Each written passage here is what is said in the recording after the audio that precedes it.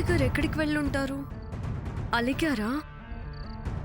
నేను నిలదీయడం వేధింపుగా భావించారా? ఇంత పొద్దుపోతుంది. ఊర్లో తనకి శత్రువర్గం ఉందని తెలుసు. ఎక్కడికి వెళ్ళినట్టు? ఏదైనా జరగరాంది జరిగితే అందరూ నన్నే దోషం చేసి ఊరుకోవద్దునా? అన్నయ్య గురించి ఏంటి దీప్తి నువ్వు మాట్లాడితే ఊరుకోవద్దునా అంటావే? ఏంటి ఈ టైంలో మీరొచ్చారు? మీరింకా మేల్కొనే ఉన్నారేంటి?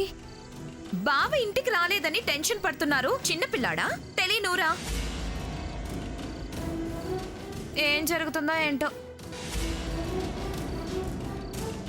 సర్లే, మాకివన్నీ మామూలే. కానీ మీరెందుకు వచ్చారో చెప్పలేదు. మీరింకా ఎవరి గురించి ఇంత రాత్రి దాకా ఎదురు చూస్తున్నారో నేనిప్పుడు వారి గురించి ఇన్ఫర్మేషన్ ఇవ్వడానికి మీ దగ్గరకు వచ్చాను. ఇన్ఫర్మేషనా? మా అన్నయ్య మీకు ఇన్ఫర్మేషన్ ఏమైనా చెప్పమన్నారా? చెప్పమనే స్థితిలో వారు లేరు. ఏంటి మీరనేది?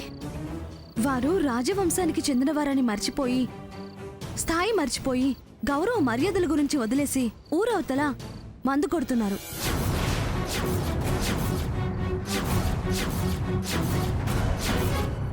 ఏంటండి ఇది? అంటే ఏదేదో చెప్తున్నారు.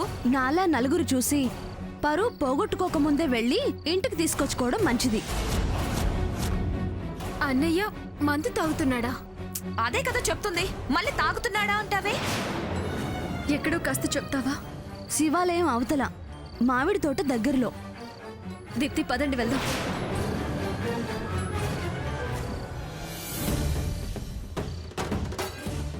అమ్మా, అక్కడికి వెళ్ళామనుకో, మందు తాగిన మత్తులో మక్కిలు ఎరగొట్టినా కొడతాడు. మనం మాత్రం బావకి దొరకకూడదు. ఇంటికొచ్చాక వీళ్ళ ఏడుపులు చూసి ఆనందపడదాం.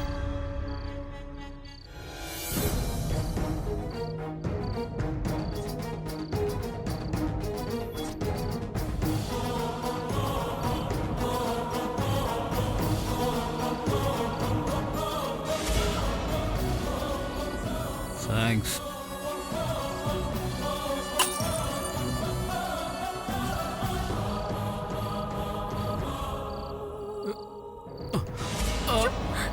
ఏమిటి?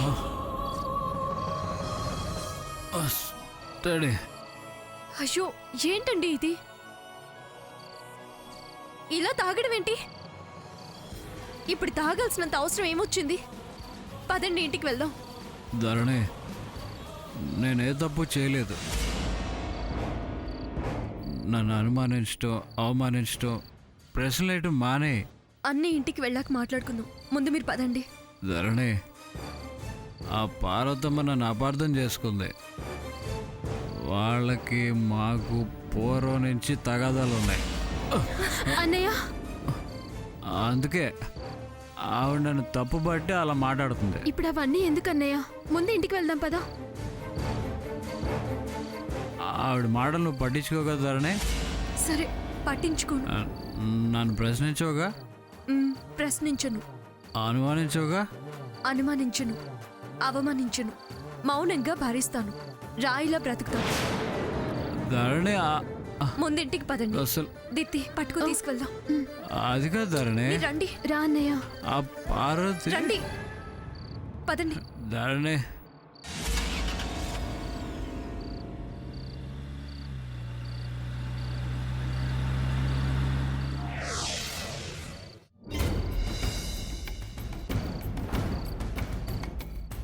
దీప్తి, చైర్ తీసుకురా. ఏంటి ధరణి, ఎందుకు ఎక్కడ తీసుకొచ్చావు? లోపలికి వెళ్దాం పదా. మాట్లాడకండి.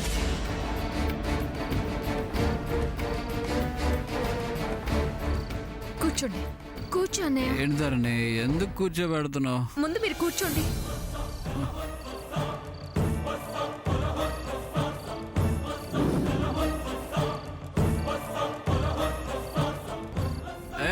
ఏంటి ధరణి ఇది?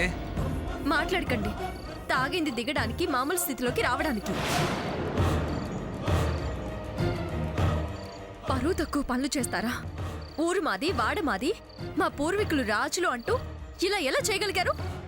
ధరణి, ఆబు, ఇక మాట్లాడుకో. ఎందుకు ఇలా హోదా మర్చి తాగడం, స్థాయి దిగజార్చుకోవడం?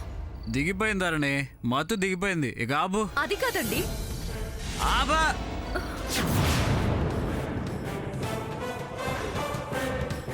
ఛ! అసలు మీరేంటి, మీ లెవెల్ ఏంటి? మానేసిన దాన్ని మళ్ళీ ఎందుకు ముట్టుకున్నారు? తరణి బాగా డిస్టర్బ్ అయ్యాను. ఎందుకు ఎందుకు డిస్టర్బ్ అవడం? నిజం చెప్పాలనుకునే వాళ్ళు, నిర్దోషులు ఎందుకు డిస్టర్బ్ అవుతారు? భయంకరమైన నిజాలు బయట పెట్టాల్సి వస్తుందని బయట పెడితే తమరి తప్పుడు నిర్వాకాలు బయట పడతాయన్న భయం మిమ్మల్ని డిస్టర్బ్ చేస్తుంది. అవునా? మోసం చేసిన వాళ్ళు మీ మోసం తెలిసిపోతుందనా? నమ్మించి నా బతికిలా చేశారు అని నేను అనుకుంటానన్నా? ఎందుకు మీరు డిస్టర్బ్ అయ్యేది? చెప్పండి, ఇప్పుడైనా నిజం చెప్పండి. చచ్చిపోతున్న నా నమ్మకాన్ని బ్రతికించండి, కరిగిపోతున్న మీ గౌరవాన్ని కాపాడుకోండి. వదినా, నువ్వు మాట్లాడుకు దీప్తి. నాకు నిజం తెలియాలి. మీ అన్నయ్య చెప్పాలి, అంతే. వదినా, అన్నయ్య ఎలాంటి పరిస్థితిలో ఉన్నాడో తెలుసు కూడా ఇలా మాట్లాడతావేంటి? ఏమైంది? ఏమైంది? ఆయనేమీ సమాధానం చెప్పలేని స్థితిలో లేరు కదా. మత్తు దిగిందన్నారు కదా. మనమెవరో తెలుస్తుంది, తనేం చేశాడో బాగా తెలుస్తుంది. పూర్తిగా స్పృహలోకి వచ్చారని కదా అర్థం. ఎంత స్పృహలో ఉంటే మాత్రం ఇదే సమయం? సమయ సందర్భాలు నాకు తెలుసు. చాలా సమయం ఇచ్చాను. సహనం చచ్చి అడుగుతున్నాను. ధరణి మనం ఈ ఊరు నాగదోష పరిహారం కోసం వచ్చాం. పూజ పూర్తయింది కానీ కొత్త సమస్యలు, కొత్త అనుమానాలు నీకు మొదలయ్యాయి. తీరుస్తాను నీ అనుమానాలన్నీ. రేపు హైదరాబాద్ వెళ్ళాక తీరుస్తాను. ఇప్పుడు పోలీస్ వేధింపులు మొదలు పెట్టుకో. చెడ్డి పోలీస్ వేధింపులా? ఇలా అడగడం కూడా అలాంటిదే. వదినా, దీప్తి నువ్వు మాట్లాడుకోమ్మా. ధరణి రేపు ప్రయాణం కన్ఫర్మ్. ఆ తర్వాత all clear, no more discussions. అంతే అంతే.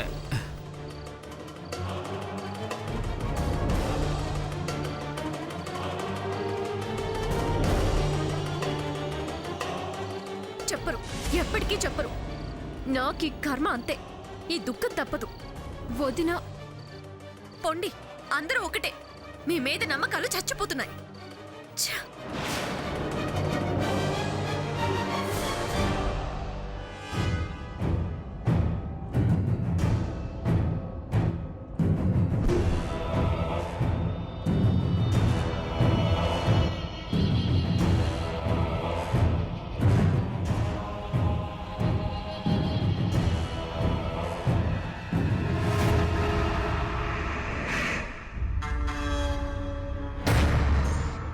నువ్వేంటి ఈ టైంలో మా ఇంటికి వచ్చావు? అప్పుడోసారి వచ్చి ధరణి పూజ చేయటానికి వీల్లేదు, బావ అపార్థం చేసుకోవాలి అన్నావు. మళ్ళీ ఇప్పుడు ఏ పని మీద వచ్చావు? రేపేమో హైదరాబాద్ వెళ్ళిపోతున్నావత్తా, నీకు చెప్పెళ్దామని వచ్చాను. నాకు చెప్పడం ఎందుకు?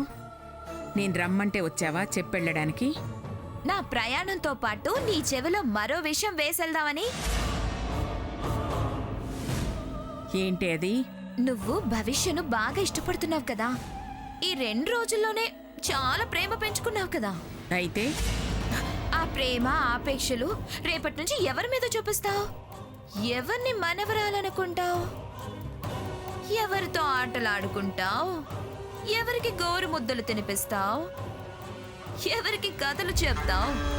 ఎవరితో కాలక్షేపం చేస్తావు? నాకు తెలిసినంత వరకు భవిష్య మళ్ళీ ఈ ఊరు రావడం జరగదు. వచ్చే అవకాశం అస్సలు లేదు. రేపటి నుంచి తన మీద బెంగే కదా నీకు.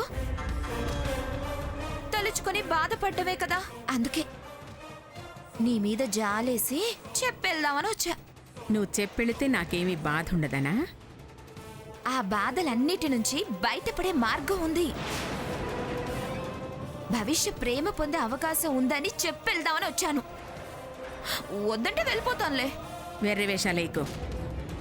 ఆ మార్గం ఏంటో చెప్పెళ్ళు. ఎందుకులే అత్త, మళ్ళీ రేపు ఈ విషయం నేను చెప్పానని తెలిస్తే నేను ఇబ్బందిలో పడిపోతాను. నీకే భయం అక్కర్లేదు, చెప్పు. నీ పేరు బయటికి రాదు, చెప్పు.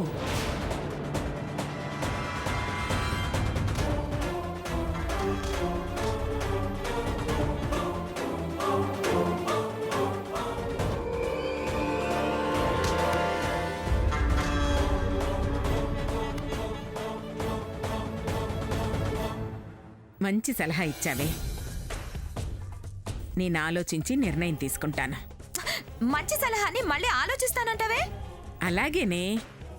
ఆ, కానీ పూర్తిగా పూర్వాపరాల గురించి ఆలోచించాలి కదే. సరే, మరి నేను వెళ్ళనా? వచ్చిన పని అయిందిగా, వెళ్ళు. సరే, వస్తానత్తా. హ్మ్.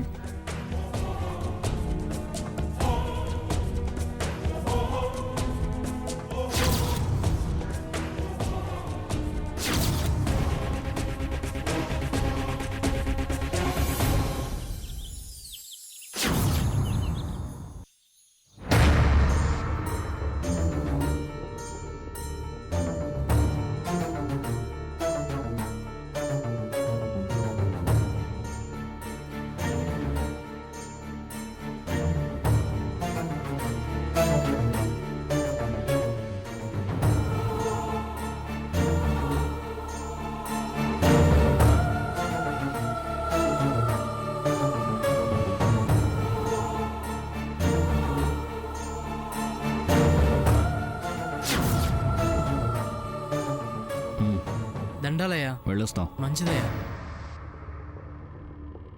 ఆది, ఒక్క నిమిషం, ఇప్పుడే వస్తా.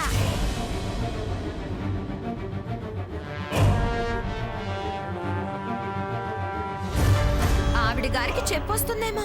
దీనికి మరీ ఎక్కువైంది. మన పగలు పిల్లలకి నూరిపోయొద్దు.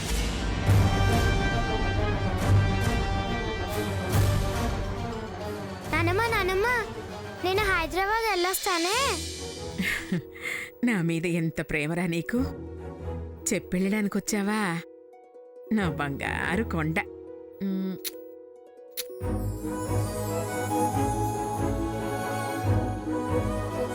నువ్వు వచ్చి నా కన్నీళ్లు తుడిచెళ్తున్నావా బంగారం? ఏంటోరా, నువ్వు ఊరెళుతున్నావంటే బాధగా ఉంది బంగారం. బెంగ కూడా ఉందిరా. ఎందుకు నానమ్మ?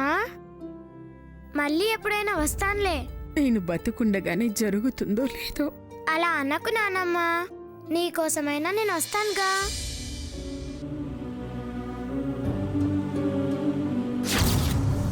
సరే నానమ్మ, నా కోసం మమ్మీ డాడీ ఎదురు చూస్తున్నారు. వెళ్ళొస్తానే. అలాగే. అమ్మా, అమ్మా, ఏమైంది నానమ్మ? అమ్మా.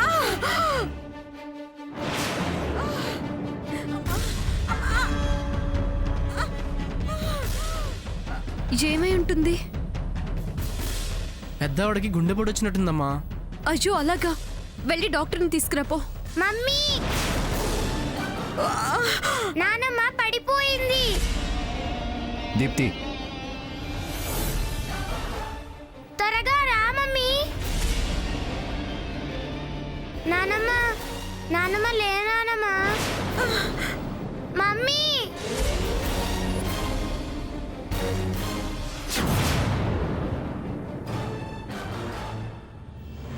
ఏమైంది నానమ్మ? లే నానమ్మ. ఏమైంది నానమ్మ? అత్తయ్య ఏమైంది? చెప్పండి అత్తయ్య. పెయిన్గా ఉందా అత్తయ్య? అత్తయ్య, అమ్మా, డాక్టర్ గారు వచ్చారు. రండి చూడండి. అమ్మా.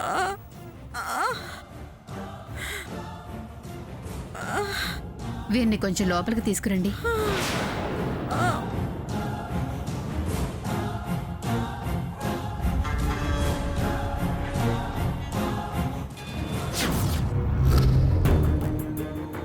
భవిష్య, భవిష్య, భవిష్య.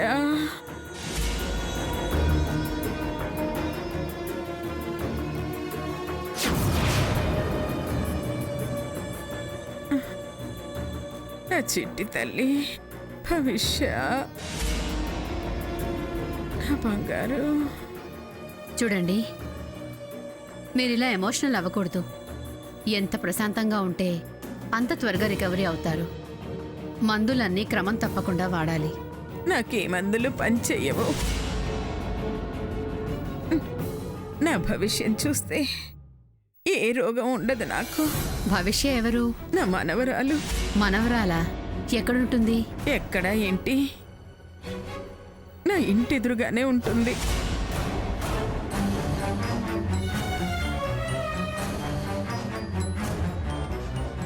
ఆ, భవిష్య భవిష్య భవిష్య ఏమండి, భవిష్య ఎవరు? నేనే. దేనికండి? వారు భవిష్య అని అదే పనిగా కలవరిస్తున్నారు. అవునా? దీన్ని కలవరించడం ఏంటి? వారికి ఈ అమ్మాయి మీద చాలా ప్రేమ ఉందండి. అయితే ఏంటి? చూడమ్మా, తనిప్పుడు పేషెంట్. యాజ్ ఎ డాక్టర్గా పేషెంట్ క్షేమమే మాకు ముఖ్యం. వారున్న పరిస్థితిలో ప్రశాంతంగా ఉంటే తప్ప త్వరగా కోలుకోలేరు. అందుకని ఈ పాప వారి కళ్ళెదురుగా ఉంటే త్వరగా కోలుకుంటారు. అదెలా కుదురుతుంది? మేము హైదరాబాద్కి వెళ్ళాలి. ప్రయాణందే ఉందమ్మా, కాస్త వెనక ముందైనా వెళ్ళొచ్చు. మీరు కాదు అని వెళ్తే వారు పైకి ప్రయాణం చేస్తారు. కాస్త మానవతా దృక్పథంతో ఆలోచించండి. మాకు ఆవిడికి శత్రుత్వం ఉంది. ఆవిడ పట్ల మానవతా దృక్పథం ఏంటి? లేక అవే మాటలు. శత్రుత్వం ఉండొచ్చు, అలా అని ప్రాణాలు తీస్తామా? అంత దుర్మార్గానికి ఒడిగట్టలేము. అంటే ఇప్పుడు ఈవిడ కోసం మనం హైదరాబాద్ వెళ్ళటం మానేయాలా? మూర్ఖంగా ప్రవర్తిస్తే ఆవిడ పోతే ఉన్న పాపానికి మరింత పాపం యాడ్ అవుతుంది. అంటే ఇప్పుడు భవిష్యను ఆవిడ దగ్గరికి తీసుకెళ్తావా? బ్రతకాలంటే కాస్తన్నా మీరు చేసిన ద్రోహాలకి ప్రాయశ్చిత్తం కోసమైనా తప్పదు. ధరణి, బాబుగారు, మీరు అలా వెళ్ళాక ఆవిడ పోతే ఊరంతా తమర్నే అనుకుంటారు. జీవితాంతం చెడ్డ పేరు మొయ్యాల్సి వస్తుంది. విన్నర్గా ధరణికి ఇక్కడుండి ఎంక్వైరీ చెయ్యాలనుంది. అందుకే ఇలా మాట్లాడుతుంది. ఎవరో అనుకుంటారని? ఇక్కడ ఉండడం ఇష్టం లేక ప్రాణం పోతుందన్న కనికరం చూపించటం లేదు. తీసుకెళ్ళండి, ఆవిడ బ్రతకాలి. ఓకే. నాకు తెలిసి నువ్వు విషయం తెలిసేదాకా ఇక్కడి నుంచి కదలవు. అవకాశం దొరికింది కదా అని వాడుకుంటున్నావు. ఈ పుణ్యమైనా నా జీవితానికి ఇంత సుఖ సంతోషాలు కలిగేలా చేయాలి.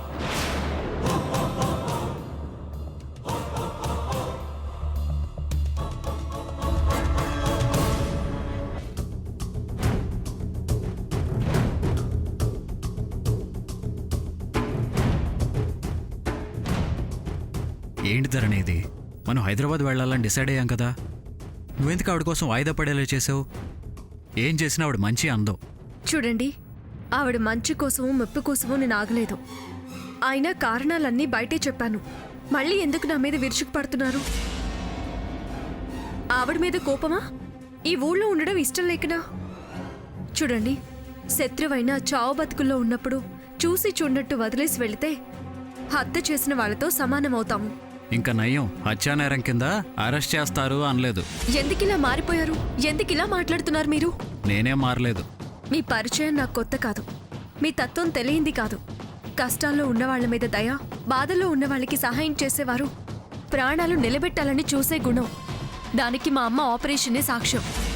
అలాంటిది ఇంత నిర్దయగా మారారు. ఏదో అంటే ఏదేదో మాట్లాడతావేంటి? ఏదైనా నిజమే మాట్లాడుతున్నాను. జరగాల్సింది బయట జరిగింది కదా.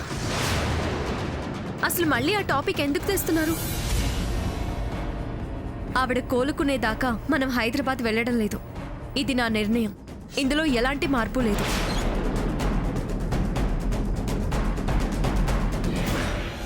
తనకి ఇక్కడే ఉండి ఇన్ఫర్మేషన్ గ్యాదర్ చేయాలని ఉంది. దీన్ని అవకాశంగా మలుచుకుంది.